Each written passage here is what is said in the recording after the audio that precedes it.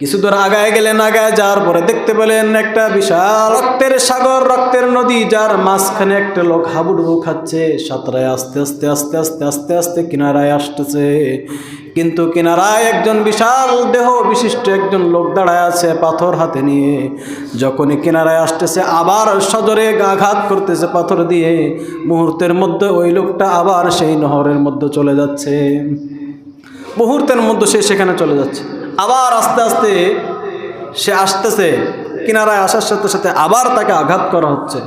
রসুল বললেন, ও ভাইয়েরা, কেন তার সাথে এমন আচরণ করা হচ্ছে আমাকে একটু বলো। তিনারা দুইজনই বললেন, যাকে রক্তের নদীর মধ্যে দেখলেন সে হলো একজন সুদখোর। সে কি? সুদখোর, সুদের সাথে জড়িত, সর্বধরনের সুদের সাথে তার লেনদেন হতো, তার যত ইনকাম সব সুদের উপরে ছিল। এই সুদখোরের কারণে, সুদখোরের জন্য আল্লাহ এমন কঠিন শাস্তি রেখেছে।